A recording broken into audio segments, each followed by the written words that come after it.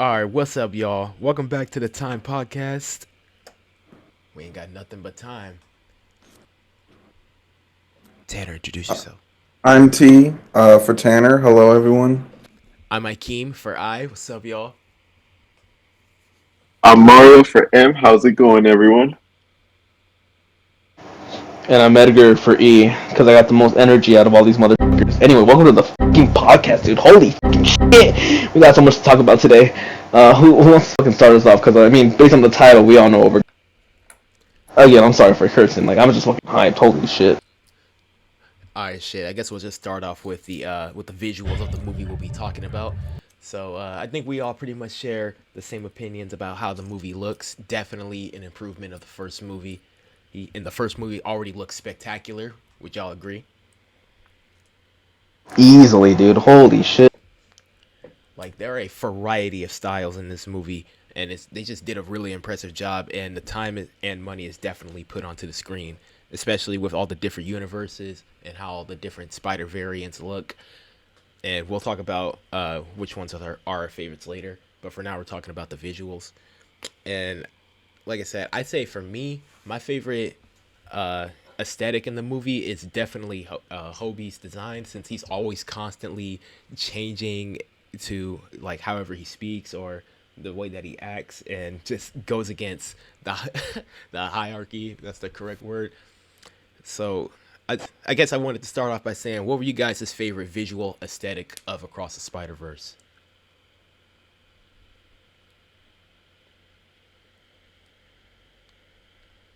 I'd say that, damn, dude, like, just the whole movie in general was, like, beautiful, first of all. Like, what I expected from this movie was for it to be, better than the first. And I think including you, like, right? You were just like, yeah, like, they set their expectations high. Like, they need to either be slightly better or massively improve on that. And I think they did that perfectly. I think that they introduced a lot of new art styles, like you said. I will agree with you. I think that Hobie, aka Spider Punk, for those who don't know and have the movie, they did a fantastic job with him. I hear that him alone took them like 2 to 3 years to finish because of how much he changes throughout the movie. And it definitely shows, because like if you look at like like he'll go from looking like a newspaper to a bunch of post-it notes, and it just looks so like creative and so detailed, and it's like an amazing thing to like rewatch and see how many different variety of material he's made out of, which I've really enjoyed. I'm gonna ask Tanner and Mario, what were you guys' favorite visual aesthetic? It can be like a character or a universe. What visual aesthetic stood out for y'all? Mine was the Gwen Stacy's realm with the paint drawing, uh, like the watercolor paint, and I think that this is probably the best looking movie I've ever seen. The only other movie that comes close is the Grand Budapest Hotel, but while I love how the way that movie looks, that's just one style. This movie has 14 million different styles, like the way the vulture looks from like the Shakespeare age to the way that the villain looks. Like there's so many just amazing things I could go on and on about. But I really like the way Gwen's area looked, like the watercolor aesthetic. It had purple. I love that color. And the scene where she comes back to see her dad towards like the later half of the movie, you can see like the paint going down the wall as if it was drawing. So I just love that detail. I think it adds a lot of emotion to the character with paint, because paint is kind of, you know, it kind of dries, and that kind of is how the story played out with her dad. It was not dry at first, it was still kind of up in the air, and, took a while for it to really kind of get set in stone, like with paint. So I don't know if I'm reading too much into that, but I just thought it really fit the tone of the scenes, and I just loved the way it looked. Oh yeah, you the vulture at the beginning was definitely a visual aesthetic that I enjoyed as well. So I'm gonna ask Mario, what was your favorite visual aesthetic? It can be a character or a universe. What stood out to you, man? Yeah, so I'm gonna top off a bit from Tanner here and also say a bit of like the Gwen Stacy near the beginning of the movie. I noticed there was more comic I guess I would say like more of a comic book style. for sure. And also another style that was really interesting is also the villain of this movie. They had its own, I guess its own artistic style as well. I don't know. It's more like I guess like a black and white drawing type of style. So there's many different styles throughout the movie, but those were, I guess, the two main ones that stood out to me. Yeah, another thing I wanted to talk about the villain is I don't know how to explain this, but when people like draw 3D like models, they like draw those like circles and you can like see that on the spot. Akeem, do you know what I'm talking about? Like Yeah, you see like outlines, but yeah, within that yeah. within the character. Hmm. Yeah, and I thought that was cool. As they get filled in, you see them less and less as the movie goes on to kind of show he's becoming like fully formed. So that was neat. So yeah, like what Edgar said earlier, this was one of those rare cases where my expectations were high, but they were still surpassed, and it was just really great to see all the visual aesthetics and variety throughout this entire 2.5 hour movie. And I think you guys can agree that the runtime didn't feel like 2.5 hours because y'all was just having so much fun watching it. Yeah, I sometimes with movies, I'm kind of looking when they're gonna end. I did not want this movie to end, and when it did, I was like, oh, can't wait for the next one type of deal. But I like how the first half of the movie is a very human story with Gwen and her dad, with Miles and his family. The spider people are there. They're really cool. There's some really awesome Easter eggs in there, but it's a Miles movie first, and I really like how the movie focuses on that. I was surprised with how late we got to the name of the Spider-Man place, but I like how late it was. The Spider Society, and I'll even say that I even loved the little rotoscope animation that they did for the end credits. That was also really cool to look at also. So yeah, this is all to say that we all. Oh, somebody gonna say something? I was gonna say like again like agreeing with all of y'all and all. The movie just like I think they it was worth the delay because I think the movie did get delayed. It was back in October right? Last year. Yeah, it was gonna Yeah, come out October. Then they wanted to polish everything up. But it definitely shows that they polished everything up. yeah. And let's not act surprised. Like I think we all have that feeling. Beyond is gonna get delayed. Like again, it took this movie. What the first one came out 2018. We're in We're in 23. 5 years. Yeah. So if Beyond gets delayed, I will say right now I would not be surprised because they've confirmed. Haley Steinfeld has confirmed that she hasn't even begun to do voice lines for Gwen, and the movie is supposedly coming out next year. So again, if it gets delayed, I wouldn't be surprised. But I really hope that they get to do everything on track, keep everything. And yeah, like as long as they can keep blowing us away, like take all the time you need. Like I waited 5 years, I can wait 2 more, 3 more, again. Exactly. It's like you don't want to rush a product, and it's like the famous quote: "A rushed product is forever bad, but a delayed one will be good eventually." I might have misquoted that, but y'all have heard it before. So I yeah. also do want to. Oh, my bad. I also do want to add on about the comment about it getting delayed. I'd rather get delayed because seeing this movie was just such an excellent experience. Because this used to have some good movies. I really liked Air and Mario, but the experience. I guess I'll say superhero movies like Ant-Man 3. Ugh, haven't seen Guardians 3 yet, but even before going back to last year, Black Adam and Doctor Strange 2, and it was just really nice to see a movie that was just really well made. And I hope Marvel, mainly the MCU, learns from this and saying, hey, we can take our time. Because this movie, like Edgar said, it was 5 years and it grossed a ton of money. So sometimes it's good to build up hype. So I really hope that movies learn from this and that they actually put care into them. Hey, I agree. It's like, yeah, I've heard plenty of people say that's because of this movie. It's not superhero fatigue that's the problem. superhero movies becoming a lot more average or mid. That's the problem. And then you have these two. The other one I'm mentioning is Guardians 3 and Across, that just come out and exceed people's expectations. So yeah, so far nothing but positive things to say about the movie, and more positive things to talk about. So I say if we're done talking about the movie's visuals, we can talk about the storytelling aspect of the movie.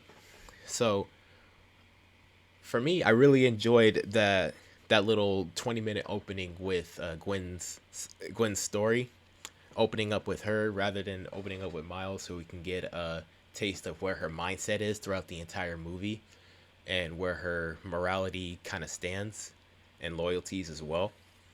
So one thing I was talking about that I was talking about this with another friend is that I really like the writing in this movie where the dialogue felt a lot more natural and not like common, if that makes sense. You guys understand what I'm saying?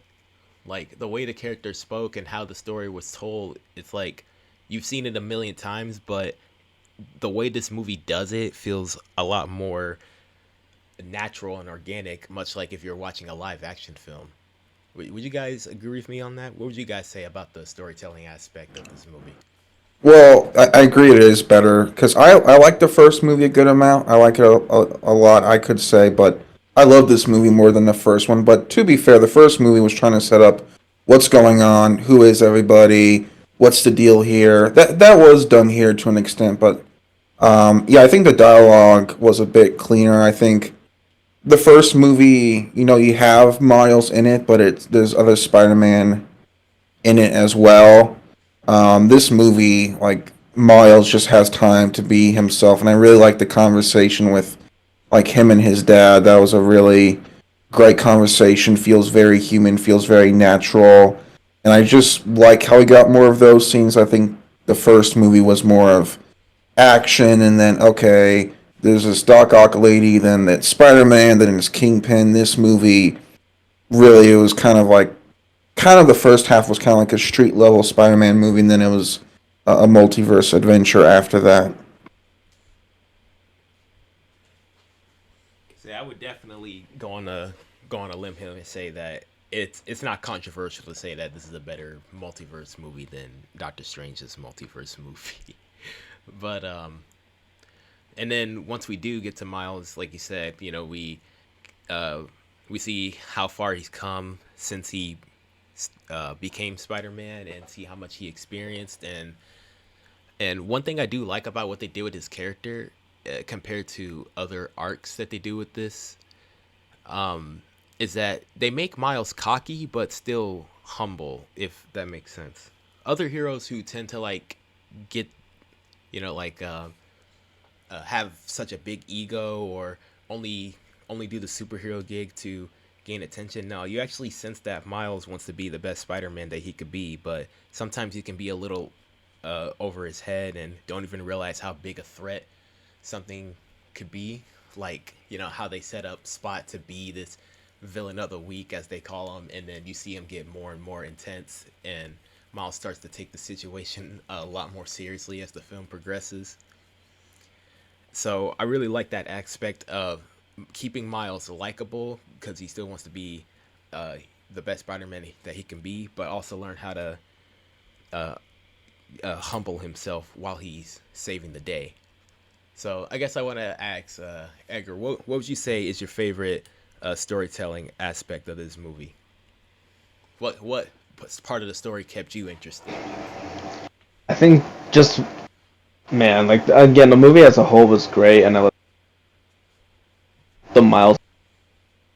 It's just like Miles wanting to like be his own Spider-Man. He wants to tell his own story according to that line. Yeah, he said everyone's telling him how his story should be, but he's gonna do his own thing, and I think that's good. Like for the longest time and they showed it in the movie, we see Spider-Man have to sacrifice something. Like this dude already lost his own. Like why does he have to lose more in order to become a proper Spider-Man?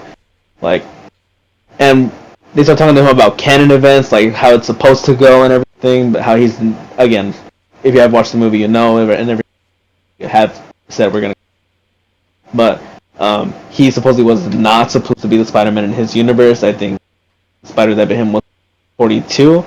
Um, Again, like it's just everything had a twist. Everything was good. Like Miles wanted to be a good Spider-Man. Like he doesn't want it to lose anyone, but Miguel's over here saying that he has to lose something in order to be a true hero, which is stupid.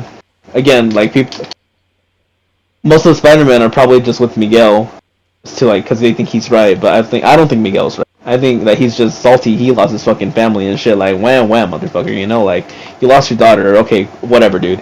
Like rest in peace. You know. But with Miles, like it's not even just the fact that he wants to save his dad. It's the fact that in the movie they did show us a vision of like what would happen if the Spot was to like take over that, and we see temporarily in the vision a bunch of like all the spider people that are dead. I don't know if y'all missed that or not, but in the black and white vision that we see Spot has killed multiple of the spider people. And I think it's just like a crazy amount of attention to details that I love about this movie, and I just can't wait to see how they do better with Beyond. But yeah, like we also see how the spider was about to bite the Earth 42 Miles, but it was taken away from the Super Collider, and then it was teleported to Miles' universe. Again, it's like little details like that show us like, damn, this shit was actually supposed to happen.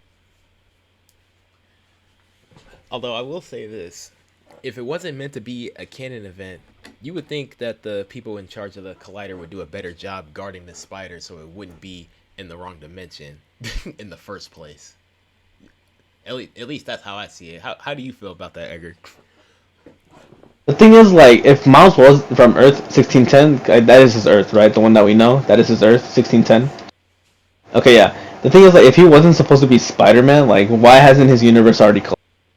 You know, as like we saw in Spider-Man India's universe, Miles was not supposed to save the Doctor. He was supposed to die. He ruined that canon event for Spider-Man India's universe, and immediately we saw that big hole show up once that happened.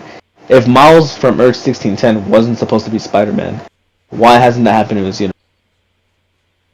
I think it's something different. Like, see, with Miguel's universe, his disappeared from like a different effect than from the one from Spider-Man India. I think the thing that's messing up Spider-Man India's is the Spot, and I think that what's gonna mess up Miles' Earth is also the Spot.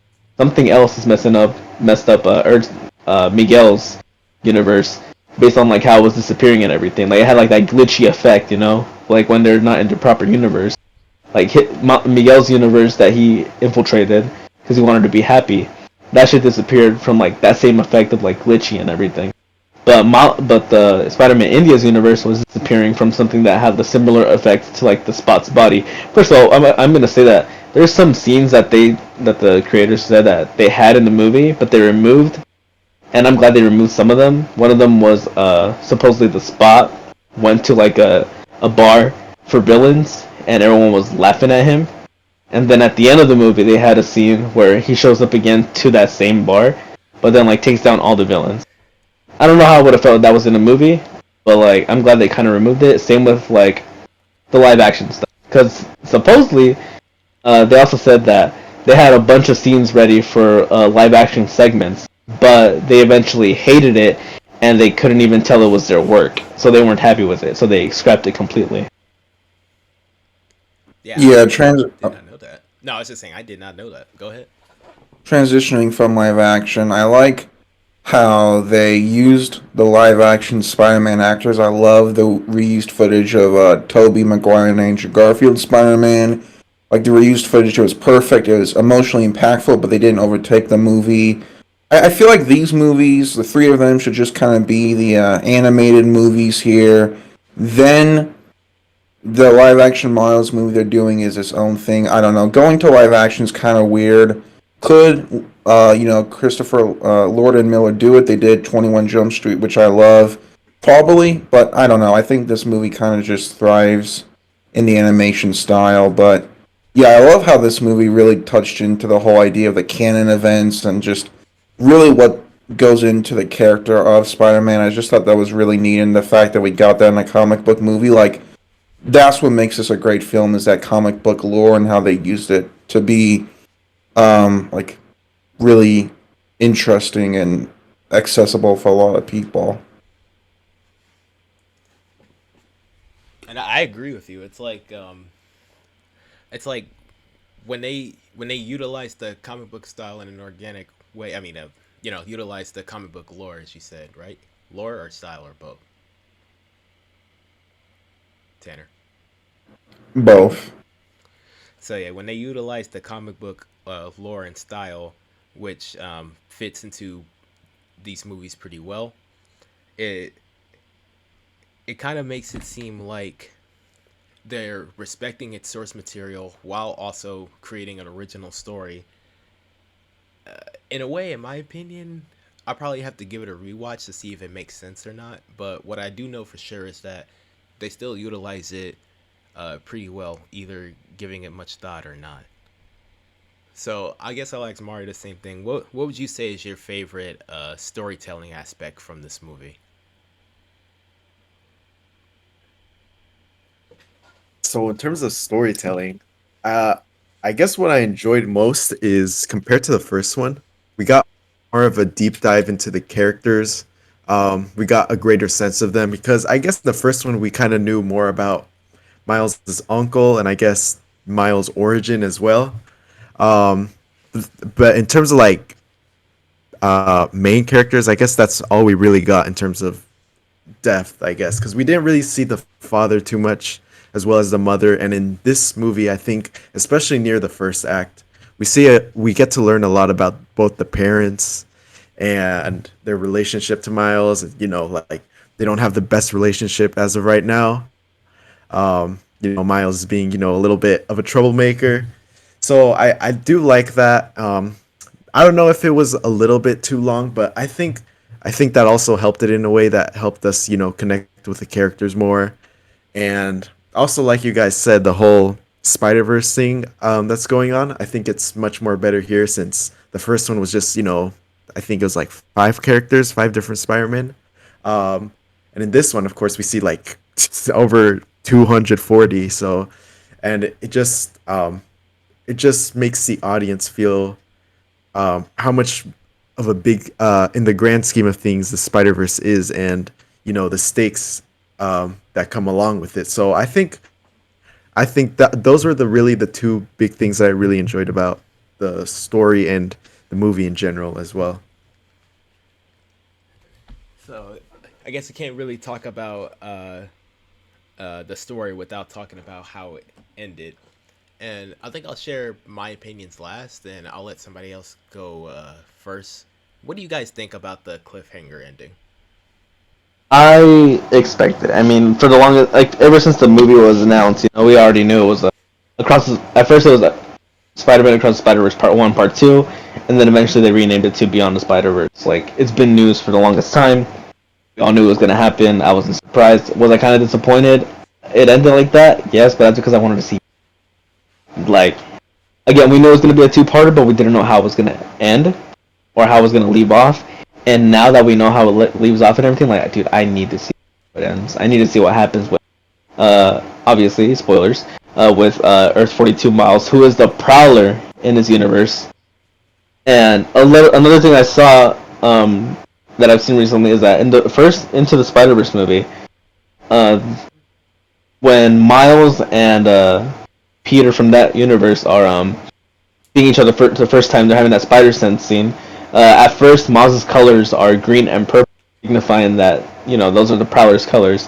And then they immediately turn into, like the blue and red, signifying Spider-Man's colors. So we kind of see that, supposedly, according to Miguel and everything, and according to like what the story is trying to tell us, like the Miles that we know, Earth 1610 Miles, he was supposed to be the Prowler. But I don't know if that would really make sense or anything, because like the Uncle Aaron in Miles' Earth 1610's universe, like he was actually sympathetic and everything, like he wanted to be a good role model for Miles, and he didn't do that because he was the Prowler. So it's everything confusing. Everything's just like, what the fuck are they gonna do? Like, how are they gonna explain like Miles supposedly not having to be Spider-Man or something? I don't know. We're gonna have to wait.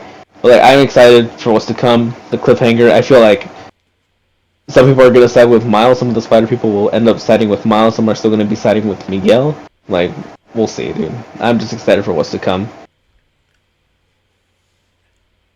I'm definitely excited about it. I think that I like the way it went because people before like, oh my gosh, this cliffhanger is like one of the best things ever. And I'm like, maybe do we see like a Tom, Toby, Andrew? I'm glad we didn't. I like what we got. I like seeing Uncle Aaron again. That was neat to see when Miles hugs him, the tears coming down. That was really emotionally effective. The idea of him meeting the other Miles is a cool idea. I think what will happen is they'll probably argue. Miles will probably eventually convince him, and then Prowler, Miles, probably might die, saving Spider-Man Miles. Kind of that's how I see it going. But it's definitely an interesting dynamic. I also love how the Prowler, Miles' main villain, and Green Goblin, Peter's main villain, both share the same colors, purple and green. That's a really cool touch. I love seeing when Gwen is like, hey, we have to go save him. How we see Spider-Noir, Spider-Ham. That was just so awesome to see. Dude, that was so yeah. fucking hype. Oh my god, dude. When that happened, I was like so happy. I saw Spider-Ham, I saw Spider-Noir, I'm like, thank you, dude. Oh my god, thank god they're gonna be in this next movie. Because I think all of us, like, we wanted them to be in this movie, and when we found out they weren't gonna be in it, we were just like, damn, like, I mean, that was that, like, we loved them in the first movie, like, why wouldn't they have them back? But thankfully, it seems like they're gonna be back in Beyond, which I'm really excited for, too. yeah. I was okay with them not being here because Spider-Punk was funny. I love Spider-Man India, but I can't wait for Spider-Punk and Spider-Man Noir to talk. I don't know. I just feel like that's just gonna be a lot of fun. But that was exciting. That got me more excited. Yeah, I can't. I'm excited for the third one. I'm sad that we're only getting one more of these movies, but they're definitely, really awesome films, and I think it's going to be interesting to see how it goes down. I think though, Prowler Miles or Miguel is going to die to save Miles. I think that's what's going to happen. I could definitely see that being a possibility. Hey, Tanner, Do y'all- quality over quantity, right? Yeah, that's true, but I don't know. It's just such a unique art style, and I don't know. All right, my bad. Now- What were you gonna say? Now, do y'all think Peter B will end up dying? Do y'all No. think Peter B is gonna end up dying or no?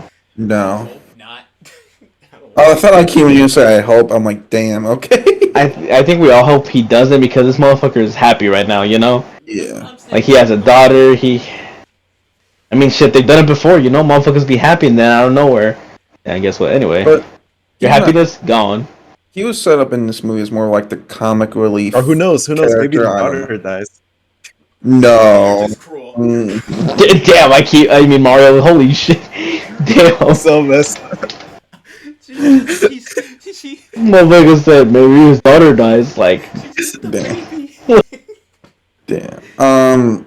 I do like No, the but scene that'd be so sad because he's all happy and then just that shit ain't gonna happen in a PG-13 movie. I know. It was just a joke. I love the scene when Peter B is trying to tell Miles like, hey yo, this is a good thing for you, and then Miguel's like, we're on you, and Miles thinks he betrayed him. Like, we've seen that before in movies, but I thought it was really well done. You're like, oh man, you just kind of felt that. also, like, I think another thing to show that maybe Miles was supposed to be a canon event of him becoming Spider-Man. Take a look at Peter B. Like, he had that little talk with Miles and everything, and then, he even said, like, look, I had a baby thanks to you. This wasn't, like, it kind of lets us know, like, that wasn't supposed to happen. But because of Miles, doing all that, showing Peter B, like, he could be good and, like, still live his life and everything. He decided to, start a relationship with life and everything. Like, Peter B's life changed after he went back from meeting Miles. That's what I'm trying to, like, get at. Right. So for you're what- saying, go ahead, Tanner. I think you're gonna. So say for- what I was gonna say. If it wasn't meant for Peter B to have a daughter, maybe Mario's theory has more validity to it. Yeah, it's kind What are you gonna say? Well, for his daughter to fucking die. Yeah, right. That's what I'm saying. So indirectly, in an indirect way, is Mayday a non-canon event? Yeah, Miguel's just like, hey, fuck this. So No, it I could guess. be off screen. Could be. Oh God, Mario. Oh no. You're really wishing death on babies. That's hilarious. Oh yeah, we didn't ask you how you felt about that cliffhanger ending though, Meerts. Oh, well, you guys, I kind of echoed what I thought. Obviously that caught me by a ton of surprise. The ending, especially, I was like, what? I thought at first it was gonna be like three different stories. That's what I thought, three different villains. I was like, oh, okay, you know, but just knowing that this is gonna be a continuation, um, I guess in a way, I think they set it up really well, uh, because I thought, to be honest, with the first one, I thought, oh, okay, the second one's gonna be a different villain, third one's gonna be a different villain, but no, there's a lot of things from the first one that also intertwine with the second movie. Um, I guess like the quote unquote bagel effect. So it's I guess in a way all these Dude, movies that's do have something that link each other together. He hit me with a bagel and Um, he took that personal. I gotta give it up Yeah. here for the goat. Oh wait, Mario, you done? My bad. Yeah, what were you gonna say? I gotta give it up here for the goat, Jason Schwartzman. He did an awesome job as a Spot. Like that dude was menacing. Like when he comes back, he had that deep voice. I was really happy with the way he was portrayed. Kind of just that creepy evilness, and I love how they use the villain of the week trope, in like the actual movie. That was cool to pull that from like the shows.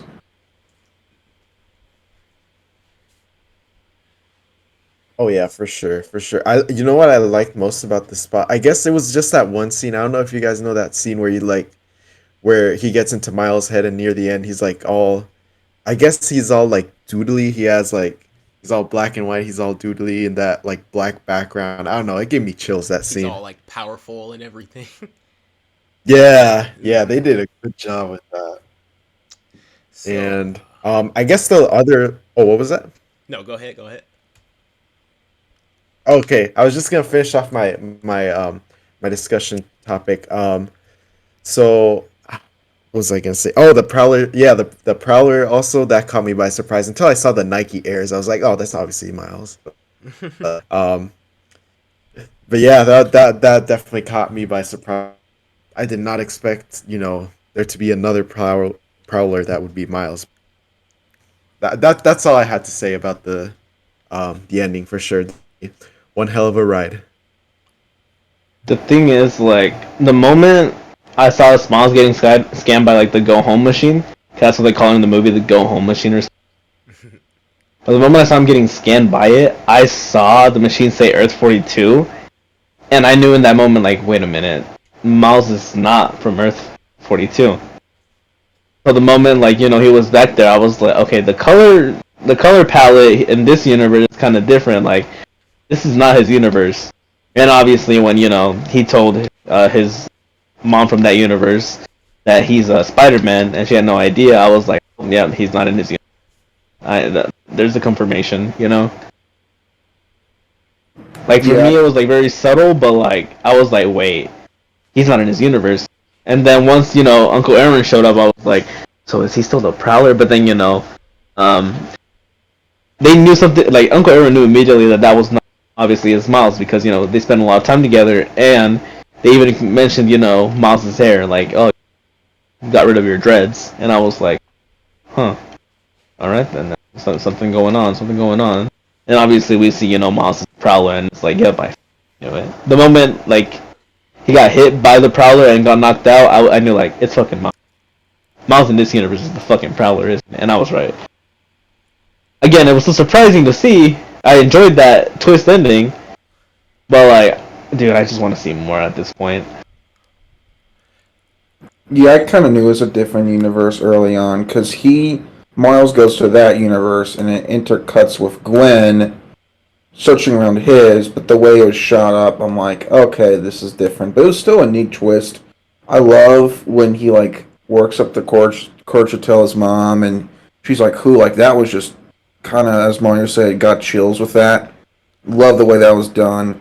I also love how you see the graffiti rest in peace thing of his dad and how that mirrors Uncle Aaron from his universe.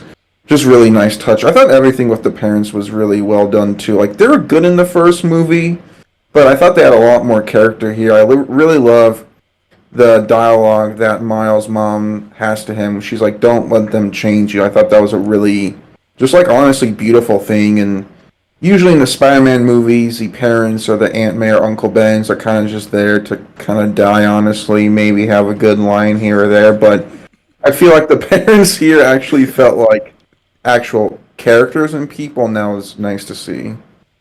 Man, real morale. Real fucking Morales. Yeah, y'all know that feeling. Wait, hold that thought. We'll get to her in just a minute when we talk about the individual characters that stood out. Don't worry, there are some individual characters that stood out. But anyway, as for my thoughts about the cliffhanger ending, I think it would have, it would have hit a little harder for me if it took the approach that Infinity War took with their cliffhanger, where it kind of concludes a story, but leaves to the imagination on how you think he's gonna get out of this situation. Like, I definitely liked the cliffhanger of this movie. I just think it would have hit harder if we didn't know Gwen was forming a team to go rescue Miles, or if if maybe if it just took out like any sense of direct hope, then I think the ending would have hit harder for me. What do you guys feel about that? You guys think if they took out the scene where Gwen was forming the team, and then we'll see like Noir and him in the next movie as a surprise instead of knowing that they're coming for sure, do you guys think it would have hit harder, or nah, you guys liked it like kind of how it is? I liked it how it is, and I think I see what you mean by the Infinity War comparison. But Infinity War was this big movie. Oh my gosh, we built up 15 years to this, and that fits more in line with the Infinity Saga. That in the comics is a very dreadful event. With this movie, it's like, what's going to happen? But there's hope, and I think this movie was trying to show that at the end, like, hey, shit might go bad, but there's always hope, and I think that's just who Spider-Man is. So I do think it fit the movie. Okay, yeah, that's a good way to look at it. I think it was probably just a me thing then, but I definitely like the cliffhanger, and dude, and my excitement is just as much as you guys to see where they go from here, and I am happy to see Noir and Ham back on the team. Although I will say, Penny is fake as hell. How you go from chasing me to being back on my side off? Oh god, dude! When I saw, I was like, "Hey, what the fuck is she doing here? Hold on now. Why is she there? Why is she there?" Speaking of the Spider-Man chases, I found it weird how Miles was able to outrun all of these Spider-Men. I'm like, He's that guy. He's just that guy. Come on now. He is. But there's like a million other Spider-Man. But yeah, it was cool to see the cameos. I loved seeing the Insomniac Spider-Man. I loved the way he looks, how he looks like he's from the game. That was really cool to see. Spectacular Spider-Man was obviously awesome. Since that show is the best Spider-Man show, so that was really cool. But the cameos didn't overtake the movie. I think if you got rid of the cameos, the movie would still be a 10 out of 10, at least for me. So I think now that we're done talking about like the storytelling aspects, I guess now we can talk about like the individual characters that stood out to you guys. Some of which you guys brought up, Spectacular and Rio, and shoot, who wants to go first? What character stood out to y'all? Who do y'all just feel like was show stealers? Hobie, man. Spider-Punk, man. Like, dude. Again, just the way he looked. Sorry, Tan, I cut you off. You can go first. You can go. You can go. Okay, but yeah, Hobie, Spider-Punk, like his whole, like, his mentality, just everything about him. Like, I just love how he was designed. The fact that he gave Miles the opportunity to, like, escape. He told Miles, like, hey, yo, my guy, use your whole hand, too. And dude, Hobie is just that guy. He hates consistency. And someone said this about Hobie, like, why he changed his style so much. because that motherfucker don't believe in consistency. Right. We talked about That's what, like, I heard that too, and I was like, oh shit, you're right. But yeah, for me it was Spider Punk easily. Hobie, you know. Um, I like Spider Punk a lot. Obviously, I thought though in the beginning his dialogue was a bit hard to hear because he was saying these kind of English-based words, and he taught like Daniel Kaluuya did an amazing job. He's an amazing actor, fantastic in Nope, awesome movie, but and Get Out. But he like talked kind of quiet in the role, and the music in the movie was a bit too loud, so sometimes it was like hard to hear him. But he was great. I kind of like how he's like, "F what's going on," but still true to Miles. That was cool. I love Spider-Man India. I thought he was really funny. The guy who voices him is a Deadpool taxi driver, so just naturally a funny guy. So I just really liked him. I thought he was really funny in the movie. He was great. As I said, Gwen and her dad, I thought everything with that really hit. And I liked Gwen more in this movie. I thought she had more to do. I thought in the first movie it was just kind of like, oh, she's the person that Peter might or might not like, or Miles might or might not like. But I like more of her character here. I love the scene when her and Miles are sitting upside down, um, on the bridge, which looked awesome. And she's like, "Oh, another universe is meant for Miles and or it's meant for Spider-Man and Gwen to date." And Miles moves his hand in, and she's like, "Oh, but it never works out." And he like moves his hand away. I thought that was a really good subtle filmmaking moment that they could have not have included, but they did, and I thought it made that scene more powerful. I agree. That was definitely an awesome scene. It was fun. It was nice to look at, and uh, like we said earlier about the script and dialogue and directing, they did a good job with that scene. Although, wait, Tanner, and I'm sure you've seen plenty of clips about like that specific line in that scene where it says Gwen Stacy falls for Spider-Man, and then it plays the infamous. Oh no, no, no, no, no. But I'm yeah. sure you know what I'm talking about. Yeah, dude, I think we all know. Yeah, yeah, we all know. Y'all are cool. But Wait, what yeah, are you guys talking about, guys? Mario, you got a 6.0 GPA. You know what we're talking 6.0. 6.0, what the fuck? That's smart, but no, I did ask. I did we ask wish we him. could I be don't that think I smart, bro. No, but We what, all wait, wish to wait, be that wait. smart. So for real. Wait, okay, I actually need an explanation, yeah. about. Oh, Fall for every universe. Gwen Stacy falls for Spider-Man. Amazing Spider-Man 2. Gwen Stacy fell to her fucking because Oh, of no, no, Peter. no, no. Okay. oh. That was okay. I didn't know how she dies. Yes, yes, yes. Oops. What? You've never seen that? Because in No Way Home, Andrew I saves MJ, and that's why he cries. Because that's what happened. Okay. oh Anyways, and yeah, oh no wait. Yeah, I saw that. yeah. When he saves MJ, is reminiscent of that. Anyways, Okay, for me, I think a show stealer would definitely be Spider-Man India.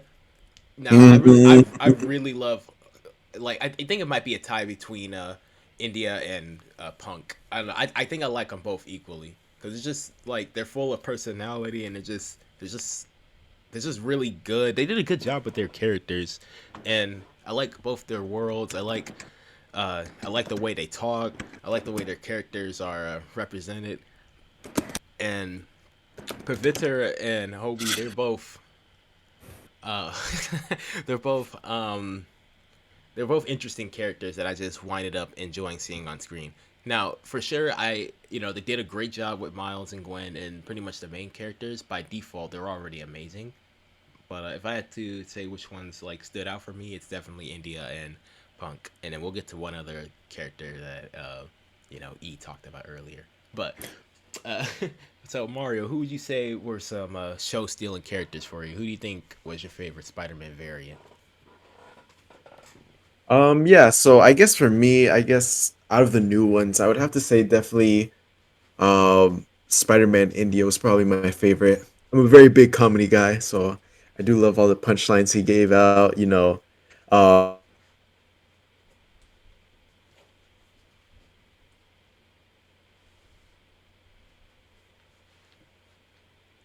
Who else? especially like the when they destroyed another mission done for Spider-Man or something along those lines, and then it was just like silent for a second, and then boom. I don't know. He had some good like punchlines for sure, and like the chai tea joke, of course. I just man, I just love the comedy in this movie so much more. Also, Yeah, this movie's definitely funnier than the first. I'll agree with you on Mhm. that. Well, one thing I like about the humor is that's actually well placed, unlike another Marvel movie that Mario likes.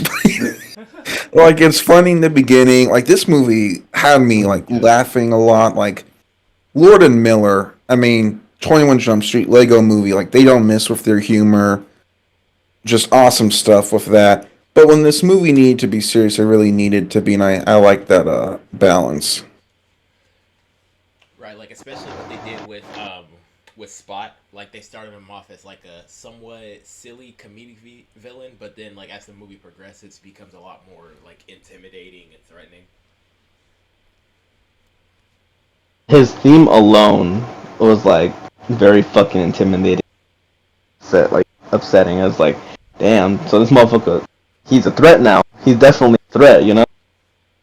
Exactly. And like again, like another example of like good, right, like tone placement is just Miles having that conversation with his dad, but while he's Spider Man, like they're having a combo, like his dad's like he has these like really good, but sometimes he does these things that are so stupid, and then they put in some comedy there with Miles being get off the kid's ass, and then Yeah, it's right. That it's a was my good scene, favorite you line in know. the whole movie. Like again, I just love how well these interact and how they have great dialogue between each other. Like, the writing in this movie was outstanding to me. Like I loved every moment of it easily. I'm telling you, Lord and Miller don't miss. Like Did y'all they watch Cocaine Bear? did they write that? I think I know they worked on They it. produced it. They Okay, produced it. okay. I thought you said that movie was funny, Ikeen. I did. That's why I said they don't miss, and I Oh, said, have you oh, oh, seen? okay. I thought you meant Yeah, like, have you I miss. seen as in that is a miss? Okay. No, that's not a miss. We seen Cocaine Bear. We know they don't miss. But yeah, it's like when it comes to like like individual characters, it's like okay. Here's one that I actually heard was a bit controversial. How do you guys feel about Scarlet? I knew you were gonna say that. I knew. Uh, People. I feel like people are overreacting. Yeah. Okay. I think people Actually, are over Andy. exaggerating. Yeah, I Andy enjoyed Samberg. who was the actor that played as him? I forgot his Andy Samberg. Andy Samberg. I Oh, think he did Charles fine. Spider. Yeah, Oh, Ben Riley. I got that confused. Okay. Um. Yeah, I think the thing is that I think them announcing as Andy Samberg before the movie, people are like, "Oh, they overhyped him." I guess that's the only complaint I have. But he was funny. I mean, I wish we get more of him. Andy Samberg can be pretty funny. Like he might. Is that why people don't like him? Is because they hyped him up? Because I'm gonna be real, I don't know. I don't really know anything about Scarlet Spider. I just know what he looks like, but I don't know like the story or like what he been through or anything about him. So I mean, to me personally, this is my first introduction to this character, and he wasn't on screen for that long. But I don't know. I didn't really find him like annoying or bad. And a lot of people are saying that like he was he was underpowered or something like that. It's like Yeah, I mean, I think we'll see more of him. Another character people are hating on is Jessica Drew, which I don't get. I thought she was really well done, and I'm excited to see more of her. yeah, I didn't even realize people hated Jessica Drew. I mean, Yeah, it's people like, on Twitter are hating on Jessica. well, if it's on Twitter, then I wouldn't know. I'm not on Twitter. But I thought Jessica Drew's character was pretty good too. It fit her role as like one of the more higher places in the Spider Society. So yeah, she obviously takes her job seriously, but she has somewhat of a soft spot for Gwen until they send her back home. Which even I think even she had second thoughts about it. Y'all see her facial expression? Mm-hmm. That was good. That was good. Who's her? Who's um? I think my favorite cameo was the Prowler with Donald Glover. Not only is it because he was set up as in the MCU, but I don't know if y'all know this. The inspiration from Miles came from Donald Glover, so that was really cool to see. Yeah, I heard about that. It was like Community what was episode. it? Yeah, but it was also like there was like a hashtag going on, right? Donald Spider Man or something Yeah. going Mm-hmm. on. When Yeah. they're about to make TASM 1. Yeah. So that was really cool. I hope we get him in the MCU because the suit looked really nice too. I was like, oh wow. So Oh that yeah, was that did surprise me too. Like, wait a minute, like he actually looked kind of nice in that. No, it didn't look too detailed like some people saying that the MCU suits look like. Or anything. I thought it looked pretty fine for what it was, you know. Yeah, I thought it looked pretty good. And it's like, yeah, I was gonna ask that. What were you guys' favorite cameos? I know. All right. You can let it out. E, who was your favorite cameo? Man, you already know my boy Spectacular Spider-Man. Even if it was just brief, like, come on, man. Like, it was just nice to hear Josh Keaton fucking voice him again, you know? Like, it was a breath of fresh air for me. Like, I was so happy to hear him again. Like, I've been waiting for him to come back. Disney did him dirty. Yeah, I don't know if y'all heard the story that he's been saying recently that Disney didn't even tell him that Drake Bell replaced his voice or anything. And Really? yeah, okay, yeah. So he went live on Instagram, and he was stating that he did his final voice lines for Spider-Man for an episode of Earth's Mightiest Heroes, Avengers Earth's Mightiest Heroes, and he was ready to hear it live and hear everything. Hear lines. They were ready to air it. They aired it. It was not his voice. It was Drake Bell's voice. damn, they really replaced him with the Predator. I mean, give us season 3 of that show. They replaced him with Drake Bell and they didn't tell him anything. And he was ready. He had the episode like ready on his TV and everything. And he went there and it wasn't his voice, but they used his voice as a reference because Drake Bell was hitting like the energetic notes exactly where Josh was hitting them too. I did But not yeah, know that.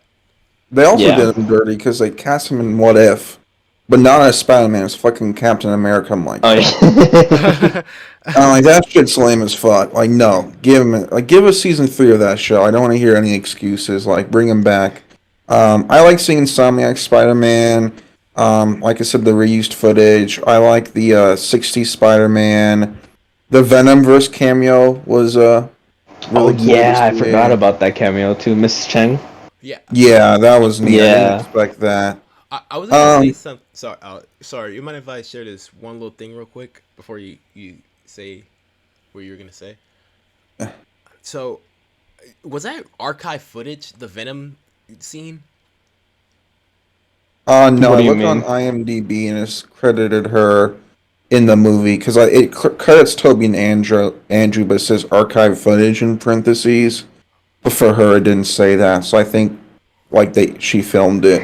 Okay. So it's just a rumor. So the rumor was that they just used clips from Let There Be Carnage into this, Across the Spider Verse movie, and I'm like, is that true? What scene? I don't think she was in Let There Be Carnage. She was for a brief She moment. was. Yeah, it was brief, but she wasn't. I don't know. Anyways, it was still cool to see. But that whole scene right there was also a commercial for fucking gum. By the way, that was just a Yeah, commercial too. I remember you Wait, saying what do that. you mean? The whole Mrs. Cheng scene with the Spot, that was also an actual commercial of them promoting the gum that the Spot took in Oh, that what? scene. Oh, so that was leaked Yeah, before the movie? yeah. What? Oh, well, good thing I didn't see that. I saw it, but I didn't expect it to be in the movie. But I saw it. All right. um, My bad, Tanner. What were you gonna say before I said the whole archive thing? I think I wish we saw a bit more of the Lego universe. Like, it was cool they got an actual kid to do it. Like the guy who made the fan-made parody trailer. Yeah, he was a Yeah, they got 14-year-old him. Yeah, kid. Props to him. that's cool. I mean, I wish we saw a bit more of it, but it was neat to see it. I hope we get Lego Spider-Man movie or shorts. Why not get a movie of it? But that was neat. And I like how this movie, I think with AI and stuff, there's a lot of kind of decrease in human skills, and there's some things that like AI could not make this movie. Maybe it could write some stuff, but it could not make this movie. Could not write the do it can't do the animation, can't do the stop motion. So I think this movie's a good reminder of just like, yeah, this is what humans can do, and it's fucking awesome. So I think that was just kind of neat to see with all this AI stuff getting popular. Yeah, I definitely know AI could write a movie or definitely a scene like that. Although you gotta kind of have to feel for Miles. Imagine if they pick a Lego piece and a car before you to join the Spider Society. Yeah, the you're one of our best was funny, and then Peter Parker. Yeah, I'm like, you gotta be joking. Again, like the different amount of spider people in this damn movie. So, and Spider Um, Monkey, Spider Cat, Spider Rex. Like, what the hell, man? And yep, I was just about to say that. Mm. Artemis, he's not even from a Marvel comic. wait, what? Yeah. Okay. So Tanner, you know the YouTube channel Devil Artemis, right? Yeah, funny dude, Yeah. That's funny where the dudes. that's where the dinosaur is from. Wait, what? Yeah. No, he had his own comics too. He did. Oh, yeah. Yeah. I thought he did. Okay. For some reason. Okay. I Are some heard people that. saying that it's from Devil Artemis? Yeah. Oh, okay, no, we would have seen Okay. Hermit Yeah, in the it fucking would've. spider suit. Then I would have known. Then I would have. Okay, that was Devil Artemis. Did Okay. y'all see that pic that people are showing that The the fucking Goku. no, not that. I saw that one, but no, not where the fucking Spider-Man ice cream was in the fucking background. No. It was. No, No. someone posted that pic that the Spider-Man ice cream Oh. was swinging around hunting for Miles. Also, imagine not being chosen, but they chose a fucking popsicle, dude. Popsicle.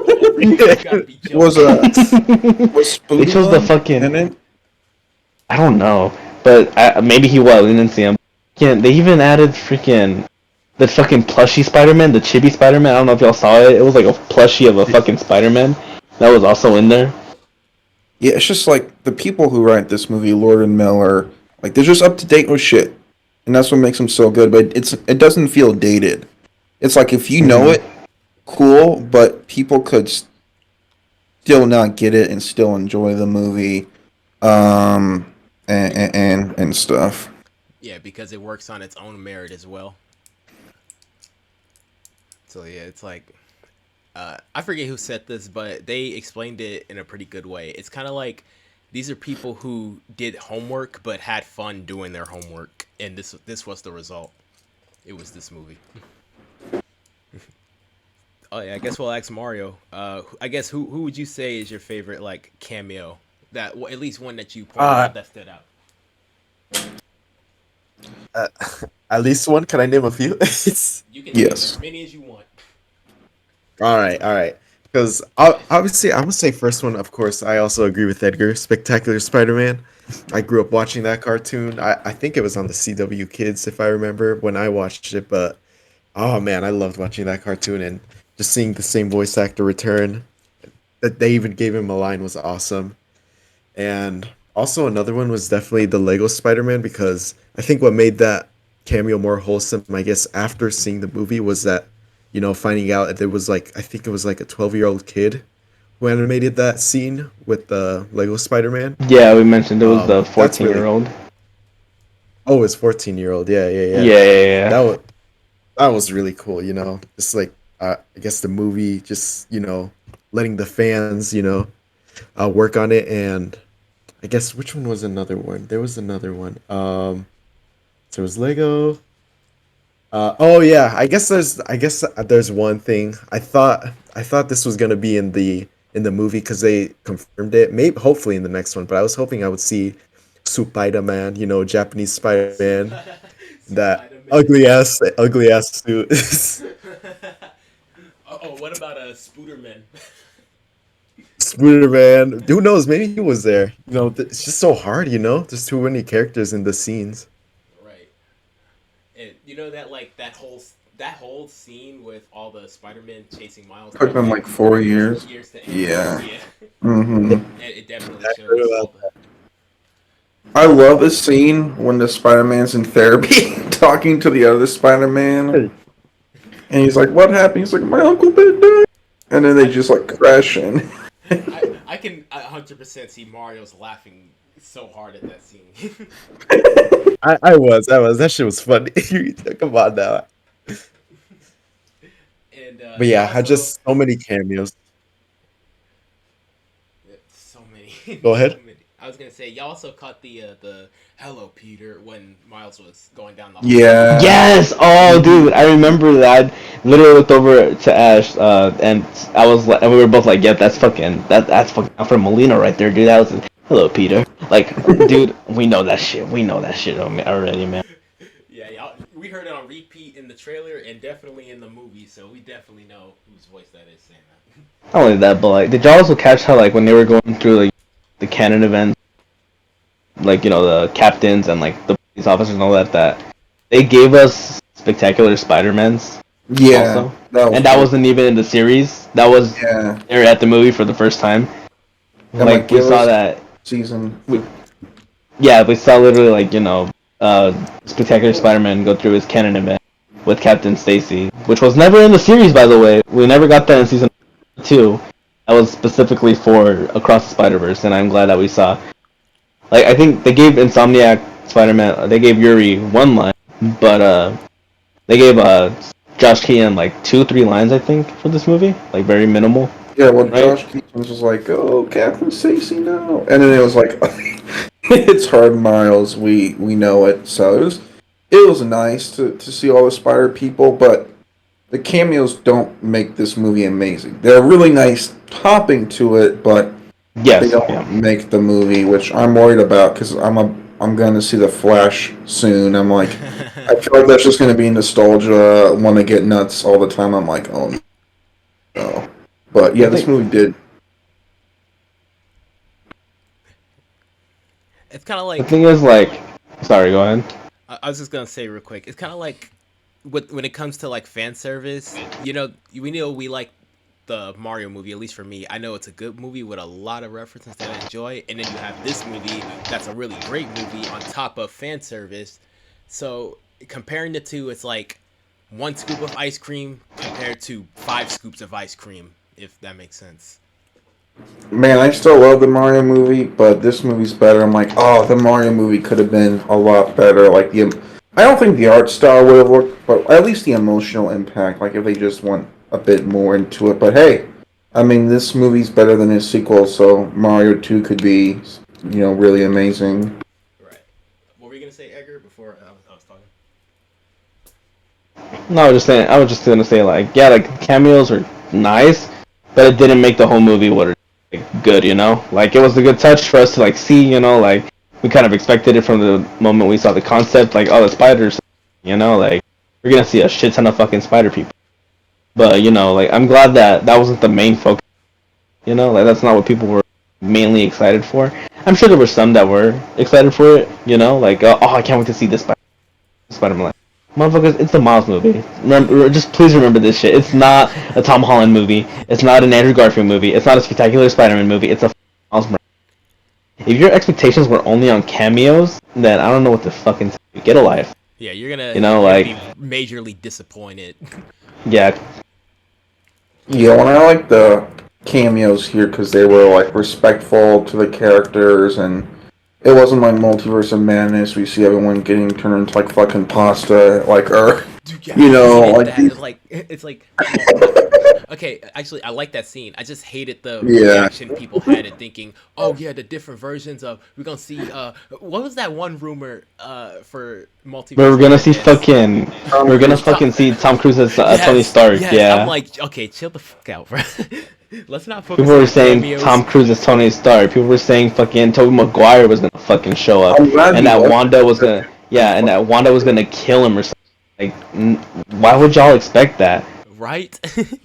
Yeah, people were like, "Oh, we're gonna see Doctor Doom too." Like, no, we're not, motherfucker. Shut the fuck up. This is a And with Doctor all these, Strange movie, you guys. and with all these, But multiverse. but Twitter and everyone's a fucking dumbass. Dude, all of Twitter's average IQ is in the single digits. Like it's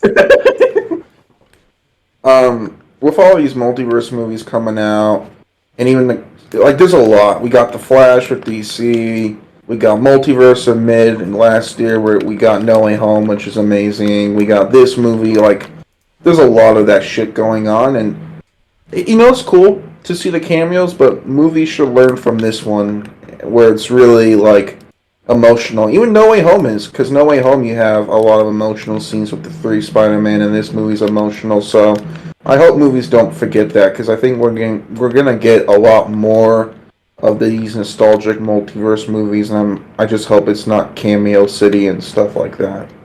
yeah, it's like in a way they knew how to get the right writers for these types of stories. Like No Way Home and Across the Spider-Verse knew to put their own stories first and fan service second.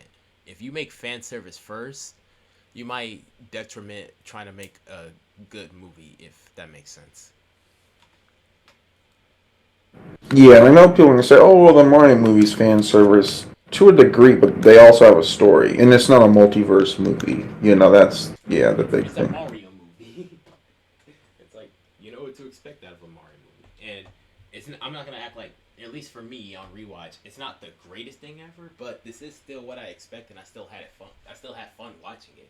If a type of movie, that the Mario movie is, I expect a lot of fan service. It's a video game movie, but with this, which is which is a Spider-Man movie, an animated movie, a multiverse movie. It's a lot, but they did a good job with what they were assigned to do and just had fun with it.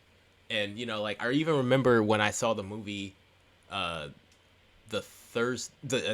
June 1st. I saw the movie June 1st. Even you were asking me like all these questions, and I was trying to do you a favor of saying, no, I'm not telling you anything. Just go watch it. Like I know the question that stood out the most for me was you asking me how long is the Lego scene. Just watch the movie. And I just hope it kind of helped, because were you even expecting that the Lego scene was gonna have like a whole like minute scene? Were you expecting that? No, I was expecting it to be brief, Okay, so but it went a bit longer than I thought. I thought this movie was like, because in Doctor Strange 2, when they're like, quote unquote, going through the multiverses, and you're in it for like 1 second. I thought that's what this movie was going to be, but no, it was actually a bit longer than I thought.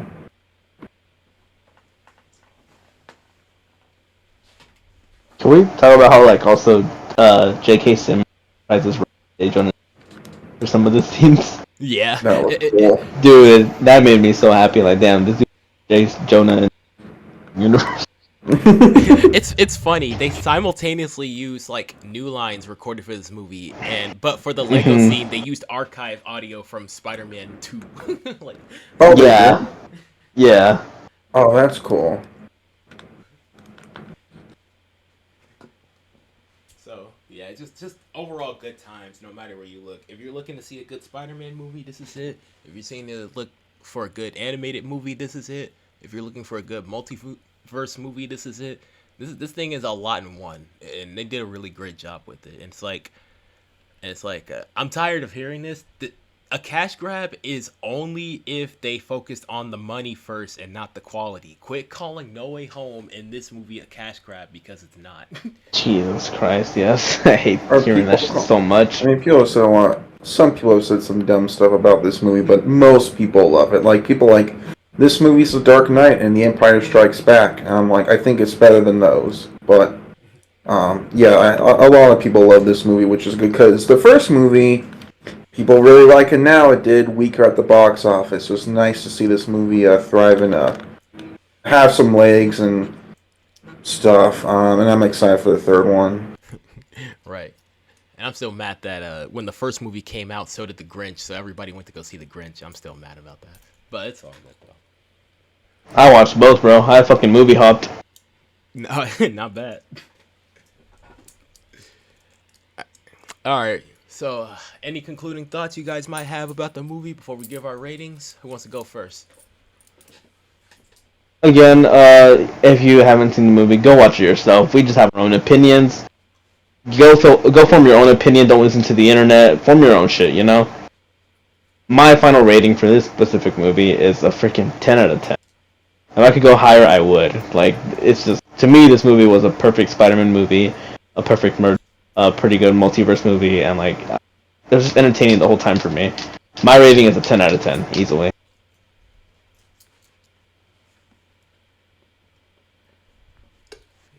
All right, Tanner. Any concluding thoughts you have for this movie and your rating? Actually, Mario, you can go first. I'm looking something up real quick that relates to the movie. So Mario, you can say yours first, and then I'll go after. All right, sounds good. Yes, Edgar said, don't listen to what everyone's saying. Just watch it, base it on your own experience, your own opinion. If you love it, that's great. If you don't, that's also good. But personally, I'm gonna say this movie was Chef's Kiss, a masterpiece. Made me smile throughout the damn thing. And it takes a lot for a movie to do that to you. So, there's just so much, the cameos, the characters, the comedy. Oh my god, it was just perfect for me. So I'm gonna give it a 10 out of 10 in my opinion. Go. Yeah, I love this movie. Easy 10 out of 10. I have it ranked number 7 on my all-time movie list, and that's out of 511 movies. So number 7 is really high. This is why I love movies. Is that the topic, Tanner? What's the worst movie? What's that number Right. 511? That's what I'm curious about right now. Avatar: The Last Airbender. Yeah. Damn. Yeah. Yeah, okay. Oh no. Oh my. Well, okay, we ain't talking about that. Okay. But yeah, this is why I love movies, and it's nice to see an awesomely made movie. And I went into this movie with low and high expectations. I know that's weird, but I didn't love the first one, and the reviews were really good though. So it's kind of a mix, and this movie was just awesome. It's one of those movies where I'm in the theater, and I feel like I'm watching a movie. I'm not in a theater, if that makes sense. And it's very rare that that happens. So yeah, I love this movie.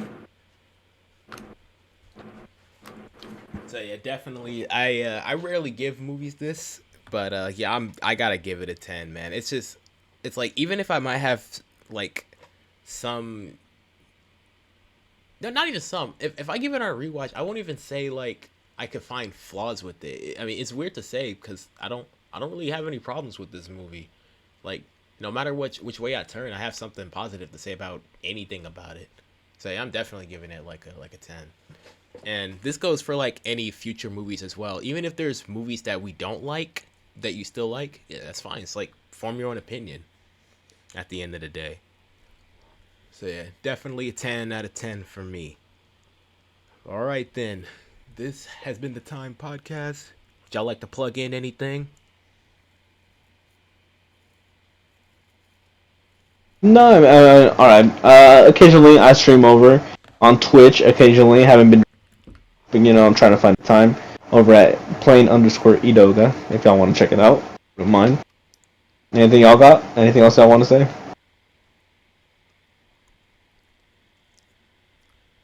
I Not for don't. me. I don't have anything. Yeah, I don't know if I have any big plugs. But yeah, this was a lot of fun to do, and it's always nice to do these. You guys can catch me on the iCat channel every once in a blue moon. Whenever I feel like it, kind of channel. But yeah, thanks for watching, y'all. Go see Spider-Verse. Form your own opinion if you liked it or didn't like it. And this has been the Time Podcast. We got nothing but time.